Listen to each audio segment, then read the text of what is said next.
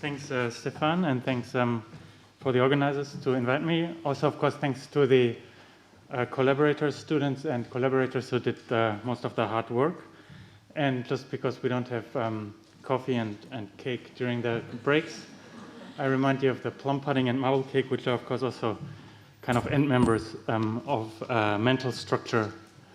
Let's get started. So this is kind of the marble cake where recycled heterogeneity gets mixed into the mantle. And from this model, we have a good understanding of the mantle composition, because at least the upper mantle is sampled by mid-ocean ridge melting, and we can infer or invert for the upper mantle composition petrologically, and that's what we call a pyrrolite. But we don't really know very well the bulk composition of the lower mantle or the bulk composition of the bulk silicate earth. So this is a bit of a puzzle. What would be, again, the recipe of this cake?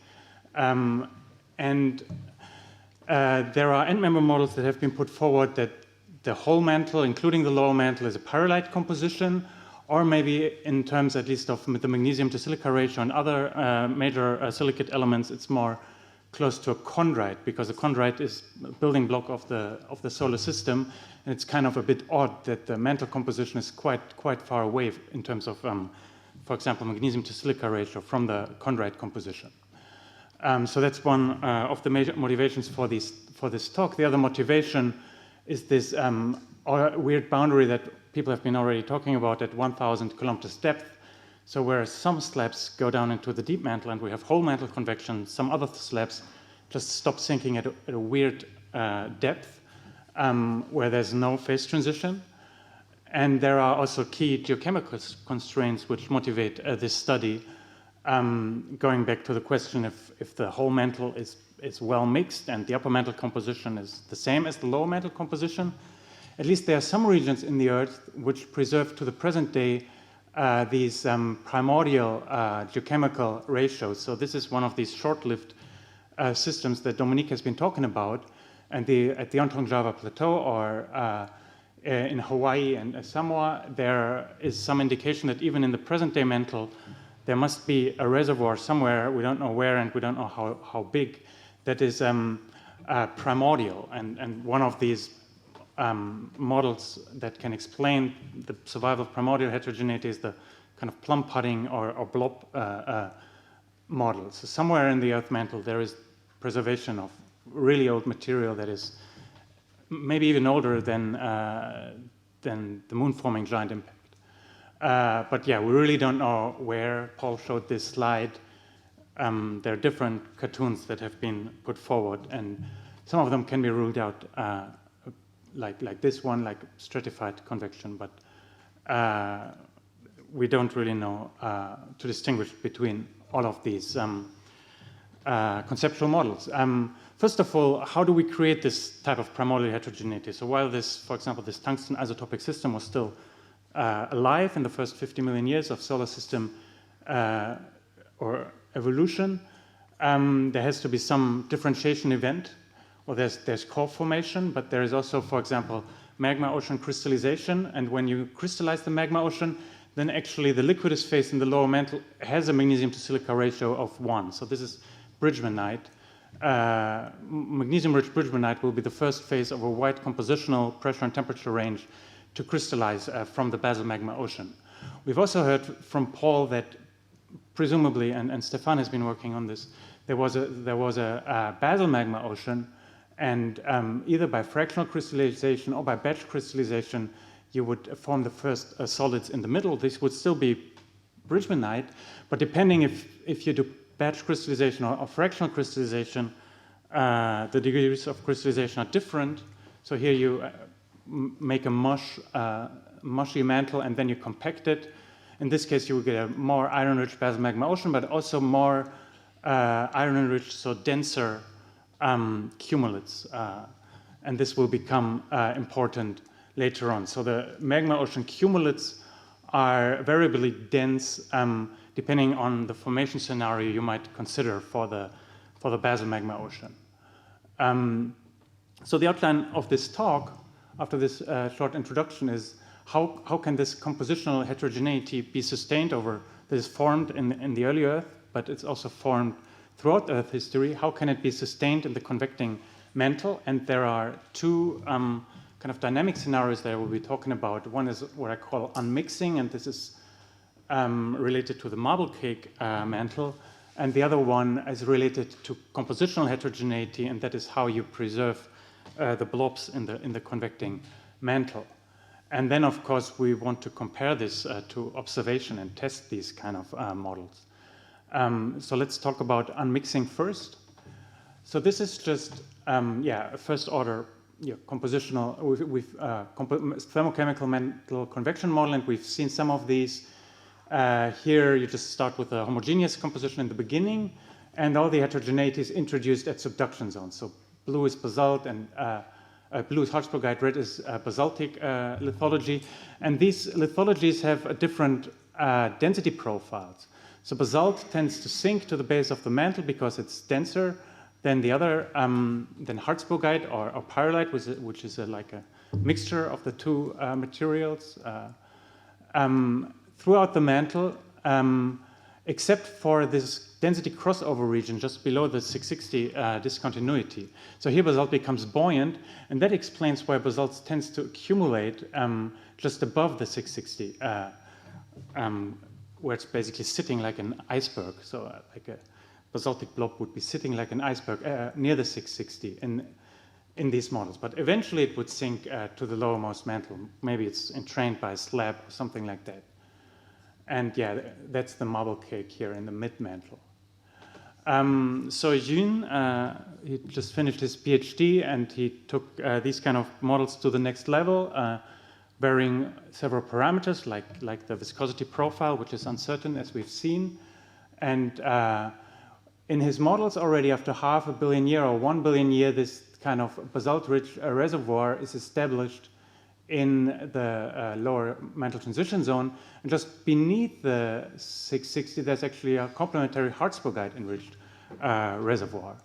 And after a couple of billion years, these piles are formed, and then they are pushed around by convection. Eventually, you get these like avalanches, compositional avalanches, which is one mechanism to remove basalt eventually from the transition zone. So you have like a balance and between segregation and entrainment of basalt and these the enrichment of the mantle transition zone is kind of steady state, and also it depends not very much on parameters. So as I mentioned, the Jun varied, for example, the upper mantle viscosity, mantle transition zone viscosity, lower mantle viscosities, and you get this enrichment. So this is basalt fraction and depth. Get this enrichment in the transition zone for all these models. I mean, this is not a global layer, it's a regional layer, but on average, you always see this enrichment of about 40% basalt in the mantle transition zone compared to a global average of 20% basalt in the mechanical mixed mantle. Also, you get piles of variable size and thickness at the base of the mantle, and you also, in most models, except maybe models with a very high lower mantle viscosity that is maybe several hundred times higher than the upper mantle viscosity, then it's not so pronounced. But in many models, you also get quite a distinct Harzburgite enriched layer just below the 660. So that's a robust mantle prediction model. Another robust model is, because the lower mantle and the transition zone are enriched in basalt, that kind of means that the whole, so they're enriched in basalt compared to the upper mantle. So that means that the whole composition of the bulk silicate earth, even though the mantle is convecting as a whole, as you saw in the movie, is shifted towards basaltic compositions. So the bulk silicate earth composition would be enriched in silica, also enriched in calcium and aluminium, and that, of course, that has implications for the light element budget of the core and so on. So this is kind of an interesting side result. How do we test this? There have been regional studies which are kind of consistent with these predictions. So, for example, by McGuire, so this is with Saskia Roos and collaborators, looking at the Samoa plume, but also the Hawaiian plume, that there is, well, here it's shown as a gap in tomography, but when inverting or modeling the receiver functions, this seems to be mostly consistent with a Harzburgite enriched layer of about 70 kilometers thickness just beneath the 660. And there have been also papers that are consistent with basalt enrichment regionally at the base of the transition zone. But we wanted to look at this in a more global framework. So we exploited a recent paper by recent study by Lauren, who looked at the SS precursors globally, and as a big database. And we predicted the reflection, so Jun, I should say, predicted the reflection coefficients for 2 different models. So the layered model is basically what you saw. Let's just call it a layered model, but this is the model prediction using a realistic depth profile for the basalt density. And then you get a wide range of basalt fractions basically in the transition zone with a peak around 0.35 or something. And that implies a wide range here in this histogram of reflection coefficients that you would expect for SS precursors that bounce off of the 660. So you would not only have these reflection coefficients around 0.03, but you would also have a bunch around 0.01, which is kind of distinct when you compare that to a kind of a reference model. Here, this is an artificial model where we kind of switched off this density crossover, and we don't get a lot of stratification in the transition zone. The basalt fraction is around 0.2. It's a little bit higher than 0.2, but not much. And here, this histogram of synthetic, basically, reflection coefficients that we expect is much narrower, and you don't get these low reflection coefficients, which you would expect in a stratified mantle compositionally layered mantle. So this would be a good way to distinguish between these 2 models. I'm not going to go into the details of the method, but we basically did synthetic tests, and we clarified that in an epicentral distance range of 120 to 140, we can correct for effects, of, for example, attenuation and so on. And in this distance range, it works pretty well because there are no interfering phases. And once we take the observed data corrected such that basically the amplitude ratios, we correct them such that we can translate them into reflection coefficients, we get the corrected data, and then we can compare the corrected data to the layered model, and we see a pretty good fit. What the observed data does not show is this tail at low reflection coefficients, and that's just because, well, if these regions occur in the mantle, unfortunately they cannot be observed in the data because you don't get a precursor, you don't get a reflection. The reflection coefficients are just too low. So what happens is you would just increase the size of the bin, do more stacking until you see a reflection, but the minimum reflections that you can see correspond to reflection coefficients of 0.02. So I don't think this is really a discrepancy. This is just, we need to maybe have more data or improve the seismic methods to be able to recover this. So this is consistent with the layered model, in our opinion. But we also cannot really distinguish it from the non-layered model or even a homogeneous model where we kicked out the compositional variations completely. The non-layered model and the homogeneous model are a bit narrower than the observed or corrected data. That also you see here that the PDFs are going higher, right? So that tells you that's a bit narrower.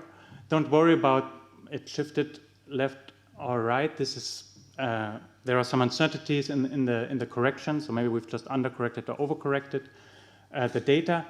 But in the end, I don't think we can really distinguish between the 2 models. But this is maybe homework for the seismologists in the room that we should try maybe in the future to look at if there are regions which have a very low reflection coefficient at the 660.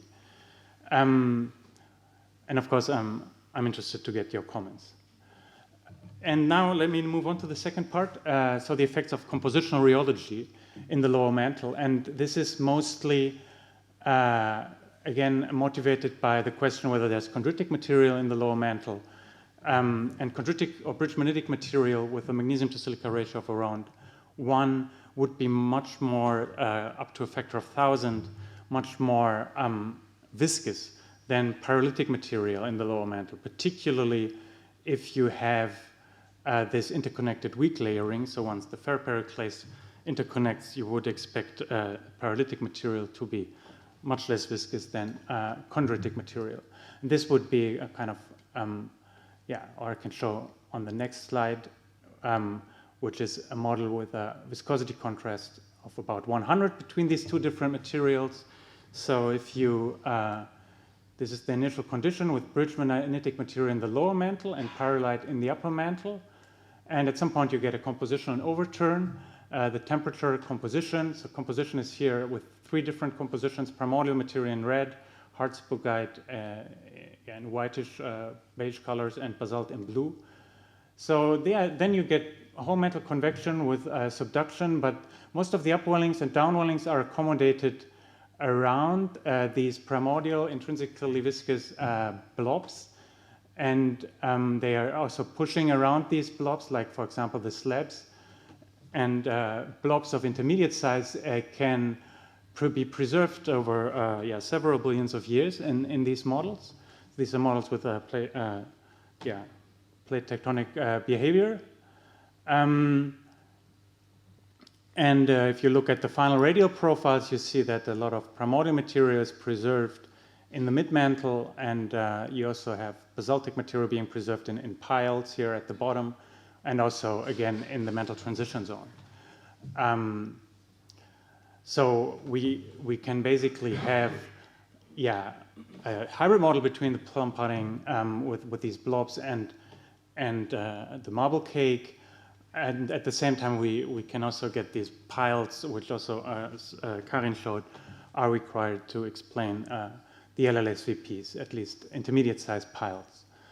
So this is similar to the beams model, but there's some differences, and depending on parameters, we also get a slightly different behavior. So this is the buoyancy number or the density anomaly of the primordial material. This is the strength or the viscosity contrast between the primordial material and the pyrolite. And for example, the red color shows you how much primordial material is being preserved. So that's mostly happens for relatively high viscosity contrasts. But there are different regimes. So not just the regime that I just showed, but there is a regime at high buoyancy numbers and high viscosity contrast where this primordial material is preserved as piles at the core mantle boundary. There's another regime where there's diffuse domains which preserve some primordial material, but not much, so it's already mixed in. There's a well-mixed kind of marble cake regime where most of the primordial material is processed, but you have marble cake and piles. And this is the last but not least regime, which I showed before, which is dominated by blobs. But we also have piles, these viscous blobs, which are similar to the beams that have been suggested earlier. And what we can do in these types of models is we can look at the different columns and analyze them further to look at correlations. So we find that the primordial material is mostly preserved here where there's little horizontal velocity. So this is, not in the upwellings, not in the downwellings, but in the neutral regions. That's where we preserve primordial material. And also the primordial material is warm. It's not hot like plumes, but it's warm. So there's a positive correlation with a temperature and with the age of the underlying pile. And I should say that there is indeed a positive correlation between the thickness also of the pile, so basaltic material at the bottom and primordial material in the center of the model. So it's slightly different than in this cartoon from the beams paper. So we find that in these spherical models with Earth-like tectonics that the pile should be beneath the beneath these blobs. So the blobs are best preserved above a pile where also the heat flux is, the CMB heat flux is lower. That might even explain why the plumes are seem to come from the edges of the piles, because on top of the pile you have a blob which is in the way. Or maybe it even explains why plumes are branching. If they hit a pile, if they hit a blob, then they have to go to the side, and maybe in 2 different directions, or even 3 different directions, as we saw earlier. I would just say that Matteo, who's in the room, will carry on this work, and he will, for example, look how the properties of basalt affect this correlation and other things. And he already saw that if the basalt is less dense and less viscous, then this correlation might look different.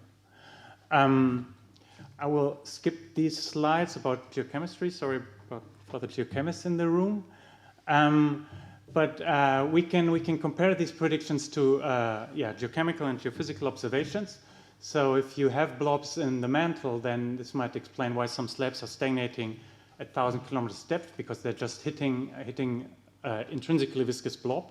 It might also explain why the viscosity is higher in the mid-mantle, so there's viscosity hill, because you just happen to have a compositional structure there. Plumes are sometimes deflected at about 1,000 kilometers depth. That might be just related to them flowing around a rotating pile, and sometimes these piles rotate, as we saw. The mid-mantle reflections, I think we've seen a similar figure before, but they are widespread reflectors at about 1,000 kilometers depth. This is again underside reflections, SS precursor work. These are over thousands of kilometers, so, and maybe we're looking at one of these things. Maybe we're looking at something else, but this is not inconsistent with the idea. So for the primordial geochemical reservoirs that are evident in geochemistry, this might be another place to put, for example, positive tungsten anomalies, or the slides that I skipped are talking to 142 neodymium anomalies potentially buried in these piles, which are stable, but they are also being very slowly eroded, so they can be sampled by geochemical proxies. And as I mentioned in the first slide, it might be a way to balance the silica budget of the planet compared to the solar system, or the composition of the solar photosphere, basically, in terms of rocky elements. Okay, I know a lot of seismologists in the room, so ideally we would like to compare this to seismic tomography. These primordial domains in the middle of the mantle, they have a thermal effect. I showed that they are slightly warmer, but they also have a chemical effect because they are enriched in bridgemanite, and that would make them slightly faster. And unfortunately, as these preliminary results are showing, this is mostly trading off with each other, and they are kind of hidden or nearly invisible.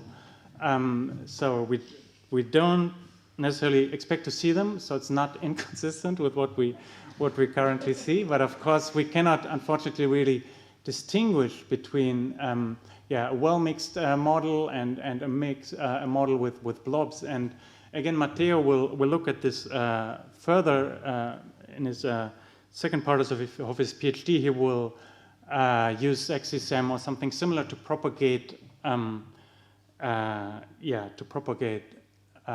seismic waves through these models, and then maybe look for specific signals in the synthetic data that might be able to distinguish between these two end members, so the marble cake and the plum pudding in principle. So that brings me to the conclusion. A basalt Harzburgite enriched layer above and below the 660 can be maintained in the mantle despite ongoing mantle convection. So this is due to active unmixing that is kind of going on while the mantle is convecting. And intrinsically strong heterogeneity can be also preserved as mid to large size blobs in the mid-mantle for a wide range of conditions. So there was a big parameter space, right? But then we need to do some further testing using geophysical and geochemical data to verify this regime, if it really applies to the Earth. And just as Hauke mentioned, I would like to advertise this recent AGU monograph about much of the topics that have been discussed in this meeting. Thank you so much for your attention.